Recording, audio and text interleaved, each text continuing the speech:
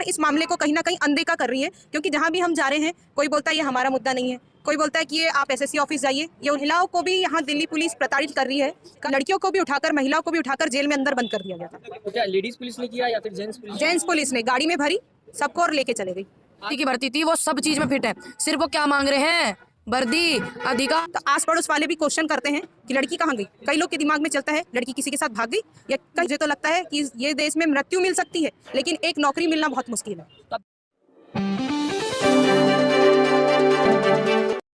समस्या बताइए। हमारी सबकी बस यही समस्या है, आज का युवा बेरोजगार घूम रहा है। हम लोग को 3 साल हो गए पैरामिलिट्री फोर्स एसएससी जीडी 2018 की भर्ती देते हुए, लेकिन 3 साल होने के बाद भी हमें अभी तक ज्वाइनिंग नहीं दी गई।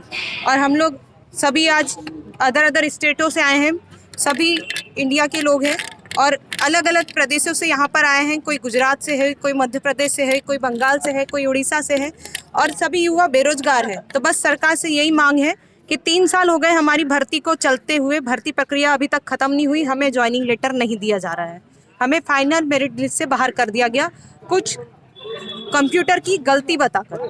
तो ये माना जाए कि सरकार को पता नहीं है या फिर आप लोगों का प्रयास वहां तक पहुंच नहीं पा रहा है, मतलब हम लोग जब से दिल्ली में आए तब से हमारा प्रयास निरंतर जारी है कि सरकार तक हमारी बात जैसे भी हो, न्यूज़ के माध्यम से हो, आंदोलन के माध्यम से हो या फिर अधिकारियों से मिलने के मामले से हो, हम लोग बस यही प्रयास कर रहे हैं कि सरकार तक हमारी बात पहुंची जाए। जहां तक देखा जा सकता है कि सरकार इस मामले को कहीं ना कहीं अनदेखा कर रही है, क्योंकि जहाँ भी हम जा रहे हैं कोई बोलता है ये हमारा मुद्दा नहीं है, कोई बोलता है कि ये आप एसएससी ऑफिस जाइए, ये उनका मुद्दा है, हम लोग नहीं देखेंगे।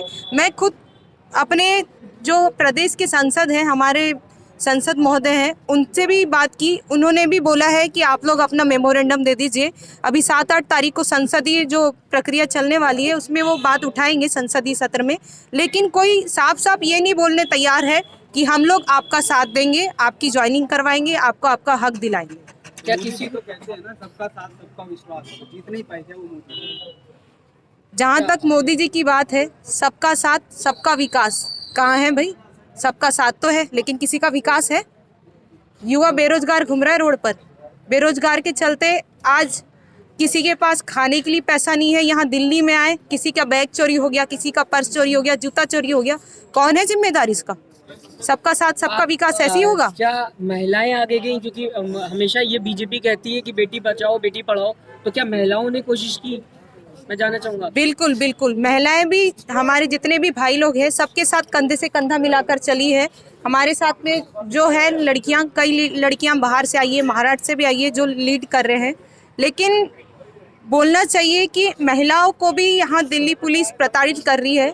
कल हम लोग जब अपना बात मीडिया के सामने रख रहे थे तो यहाँ तक कि लड़कियों को भी उठाकर, महिलाओं को भी उठाकर जेल में अंदर बंद कर दिया गया था। तो क्या लेडीज पुलिस ने किया या फिर जेंट्स पुलिस? जेंट्स पुलिस ने गाड़ी में भरी, सबको और लेके चले गए। किसान प्रोटेस्ट कर रहे हैं, उधर छात्र प्रोटेस्ट कर रहे हैं। अब एक बात बताओ, अपने अधिकार की लड़ाई ना मांगे, रोना तो ये बात को है। किसान प्रोटेस्ट है, जब वे फिट हैं बिल्कुल ऑल मेडिकल, उन्होंने क्या करा, उन्होंने एसएससी की भर्ती थी वो सब चीज में फिट है, सिर्फ वो क्या मांग रहे हैं, वर्दी, अधिकार। अब अधिकार मांगने वालों को आतंकवादी बता दें, यू कहाँ को नया है, तुम बताओ। आज वो नारा एक जो था, मैंने अभी आपको बताया कि बेटी पढ़ाओ बेटी बचाओ, क्या वो आपको कैसा लगता है धरातल स्तर पे? ये बस भाषण तक ही सीमित है। बेटी बचाओ बेटी पढ़ाओ, आज जब देख रहे हैं आप लोग, बेटी रोड पे बैठी है। बेटी बचाओ बेटी पढ़ाओ तो हो गया, लेकिन जब बेटी हक मांगने जाती है तो बेटी शादी कर लो, रोड पे बैठ जाओ, आंदोलन करो, बस यहीं तक बात है। अच्छा, मैं ये भी जानना चाहूँगा, आप लोग लड़कियां हैं, काफ़ी गांव से भी आए होंगे, क्या क्या दिक्कतें घर वालों को झेलनी पड़ रही है और आप लोगों को क्या क्या झेलना पड़ रहा है? घर वालों को तो बहुत सारी दिक्कतों का सामना करना पड़ता है, क्योंकि सबसे बात है बेटी। बेटी अगर जवान बेटी घर से निकल जाती है तो मोहल्ले आस पड़ोस को भी जवाब देना पड़ता है कि बेटी गई तो गई कहाँ, क्योंकि आज 15 दिन 20 दिन हो गए लड़कियां अपने घर से बाहर हैं, तो आस पड़ोस वाले भी क्वेश्चन करते हैं कि लड़की कहाँ गई। कई लोग के दिमाग में चलता है लड़की किसी के साथ भाग गई या कहीं और चले गई। बस यही कहना चाहती हूँ सरकार से कि आप हमारी परिस्थितियों को समझें और हमारी मांग को स्वीकार करें, ऑल मेडिकल फिट ज्वाइनिंग दें। सरकार तो ये, अभी सरकार के पास तो आवाज़ ही नहीं पहुंची ना आप लोगों की, कब तक आप लोग ऐसे करते रहोगे? कब तक दिन पे दिन काटते रहोगे? जब तक सरकार के पास हमारी बात नहीं पहुंच जाती तब तक हम अपना आंदोलन जारी रखेंगे। और जहाँ तक प्रयास है कि हम लोगों ने थोड़ी बहुत तो ऐसा कर चुके हैं, क्योंकि हम कई मंत्रियों से मिले, कई सांसदों से मिले, तो सरकार की कानों तक भी ये बात पहुंची है, लेकिन सरकार इस बात को अनदेखा कर रही है। ऐसा क्यों लगता है आपको? सरकार अनदेखा क्यों करेगी जब वो रोजगार देने की बात कह रही थी? बंगाल में तो कह दिया ना उन्होंने कि हम दे रहे हैं, तो अगर उनकी आपकी बात पहुंचेगी तो शायद वो कोशिश करे। मुंह से बोलने से तो हर कोई बोलता है दे रहे हैं। मैं आज यहाँ बोल दूं कि मैं यहाँ सुसाइड कर रही हूँ, लेकिन लिखित में दो ना भाई कि आप रोजगार दे रहे हो। या यहाँ हम लोग अभी इच्छा मृत्यु की मांग की है, लेकिन राष्ट्रपति जी से भी कोई आश्वासन नहीं आया कि आप लोग को जॉब दी जाएगी। मुझे तो लगता है कि ये देश में मृत्यु मिल सकती है, लेकिन एक नौकरी मिलना बहुत मुश्किल है। तो आप देश की महिलाओं को क्या कहना चाहेंगे हमारे चैनल के माध्यम से?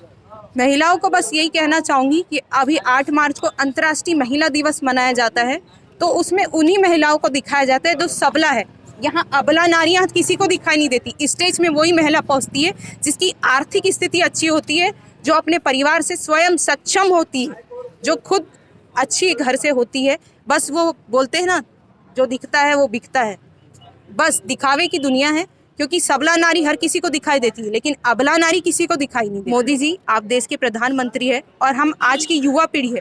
युवा का उल्टा होता है वायु, हवा।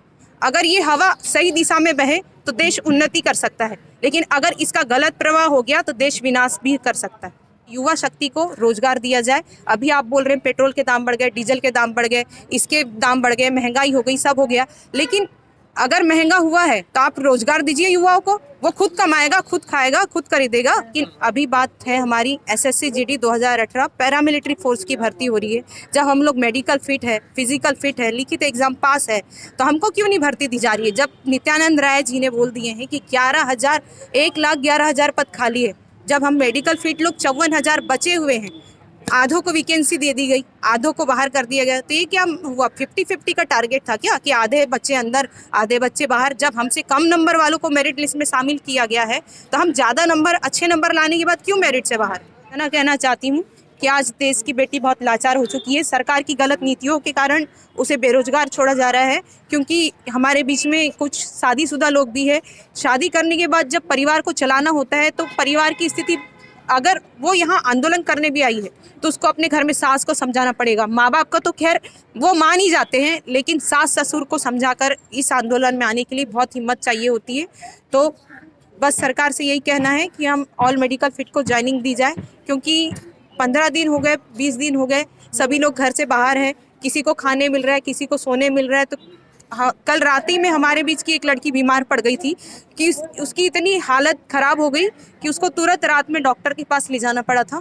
और अभी भी हमारे बीच में कई बीमार लड़कियां हैं, कई बीमार लड़के हैं, जो अच्छे ना होते हुए भी अपने हक की लड़ाई लड़ रहे हैं।